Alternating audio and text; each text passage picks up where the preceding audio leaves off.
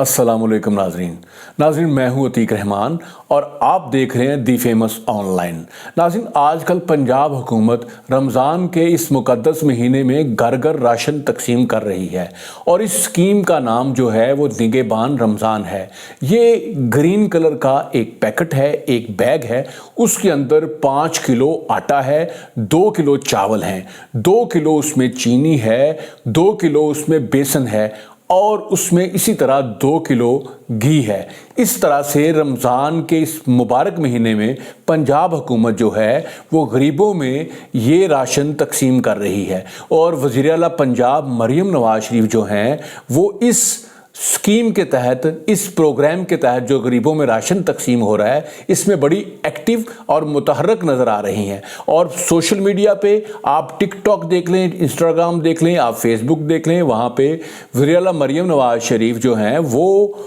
आपको इस रमज़ान पैकेज के साथ जगह जगह पे नज़र आ रही हैं, उनके वीडियोस नज़र आ रहे हैं और वो कोशिश कर रही हैं इसको ट्रांसपेरेंट बनाया जाए, इसमें किसी किस्म की कोई करप्शन और गबन ना हो सके। वैसे तो वज़ीर आला मरियम नवाज शरीफ जो हैं वो सोशल मीडिया पे बड़ी इन है और ऐसा लग रहा है कि शहबाज शरीफ जो हैं वो पाकिस्तान के प्राइम मिनिस्टर नहीं बल्कि मरियम नवाज जो है वो पाकिस्तान की वज़ीर आज़म है, क्योंकि वो सोशल मीडिया पे बहुत ज़्यादा नज़र आ रही हैं। नाज़रीन, ये जो स्कीम है, इस तरह की स्कीमें जो हैं साबका जो हमारी हुकूमतें थी उन्होंने भी शुरू की थी। इससे पहले भी 786 जो था उस पर आपको पेट्रोल पे सब्सिडी मिलती थी और जो 80-70 था उस पर आपको मुफ्त आटा जो शहबाज शरीफ की हुकूमत में मिलता था वो भी इसमें आपने स्कीम में नोट किया होगा। इसके अलावा ये जो निगहबान रमज़ान है इसका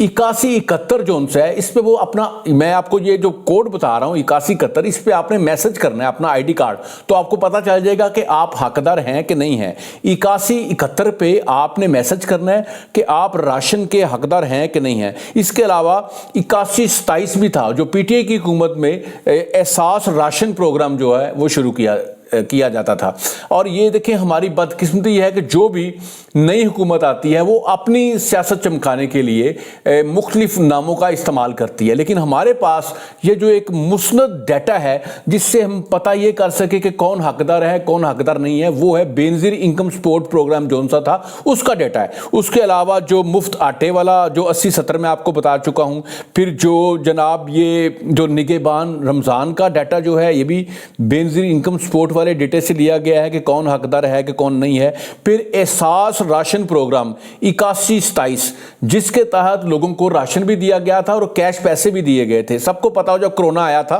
तो कोरोना में जो पिछली हुकूमत थी पीटीआई की, उन्होंने पैसे भी दिए थे, लेकिन हर हुकूमत जो है इन प्रोग्रामों को अपने सियासी मकासद के लिए इस्तेमाल करती है। और नाजरीन, ये इसमें आपको मैं बताना चाह रहा हूँ, आपने कमेंट में मुझे ज़रूर बताना है, जो कमेंट्स होंगे उसमें बताना है कि आपको ये आपने मैसेज किया था और आपको आटा मिला है कि नहीं मिला। इसमें खुसूसी बात यह है कि आपका आईडी कार्ड होना बड़ा ज़रूरी है और जिन लोगों का आईडी कार्ड जो है वो सिम वाला आईडी कार्ड है जिसपे सिम बनी होती है, उस पे क्यूआर कोड होता है, उसकी क्यूआर कोड को स्कैन करके थैले के ऊपर भी एक क्यूआर कोड होता है। इस तरह से ये लोगों को मिल रहा है। जिन लोगों का सिम वाला आईडी कार्ड है उनको तो ये फौरन मिल जाता है, जिनका सिम के बगैर है उनको फिर ओटीपी जो है वो जनरेट होता है, फिर उसमें टाइम लगता है, फिर ये आटा जो है, ये जो राशन का अभी जो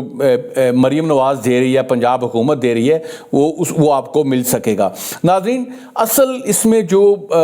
हमारे मुल्क में इस तरह की सब्सिडीज़ जो हैं आवाम को दी जाती हैं, उनको गरीब लोगों को जो है उनकी मदद की जाती है। इस तरह प्राइम मिनिस्टर ऑफ पाकिस्तान जो है उन्होंने भी 7.5 अरब का एक रमज़ान पैकेज रखा है जो यूटिलिटी स्टोर जो उनसे वहाँ पे चीज़ें सस्ती मिल रही हैं। लेकिन इन सारी स्कीमों के बाद इसका ड्रॉबैक भी है, इसका एक नेगेटिव पहलू भी है। जो लोग तो बहुत गरीब हैं, जो बेनज़ीर इनकम सपोर्ट प्रोग्राम के तहत आते हैं, उनको तो ये राशन मिल जाता है, लेकिन जो सफ़ेद पोश लोग हैं उनको ये नहीं मिलता और वो बड़े सरापा एहतजाज होते हैं कि हम इसके हकदार क्यों नहीं हैं। असल में हुकूमत क्या करती है, जब इस डाटे को वो चेक करते हैं कि कौन हकदार है कौन हकदार नहीं है, उसमें जिस बंदे का पासपोर्ट बना हुआ है वो हकदार नहीं होता, जिसके नाम किसी घर की रजिस्ट्री होती है वो इसका हकदार नहीं होता, जिसके नाम कोई कार होती है वो इसका हकदार नहीं होता, जिसके नाम कोई मोटरसाइकिल होती है उसका भी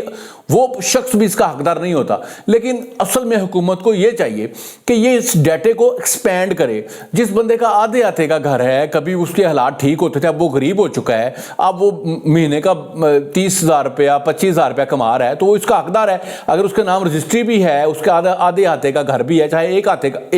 हाथे का घर भी है, 5 मरले का, 4 मरले का, 3 मरले का, तो उसको भी इसका हकदार करवा देना चाहिए। और जिस बंदे के नाम मोटरसाइकिल है, जरूरी तो नहीं मोटरसाइकिल बड़े अमीर बंदे की होती है, तो वो जो बंदा है उसका भी वो अपने बच्चों को स्कूल उसी मोटरसाइकिल पे लेके आता है, सारी नौकरी उस पर करता है, तो वो मोटरसाइकिल जो उसके नाम है इसमें उसका क्या कसूर है, उसको भी ये राशन मिलना चाहिए। इसके अलावा किसी बंदे ने टैक्सी बनाई हुई है, कार, वो मेहनत मजदूरी करता है, तो उसकी जो कार उसके नाम पे है तो वो गरीब आदमी, तो उसको भी आप नहीं दे रहे, उसको भी देना चाहिए जिसके नाम को रजिस्ट्री है। और फिर इसमें यह है कि अगर किसी बंदे के अच्छे हालात होते थे पहले, तो वो हज करने चला गया या उम्रा करने चला गया, फिर वो गरीब हो गया, तो उसने पासपोर्ट बनाया था, तो वो भी इसका हकदार नहीं। असल में वो जो बंदा है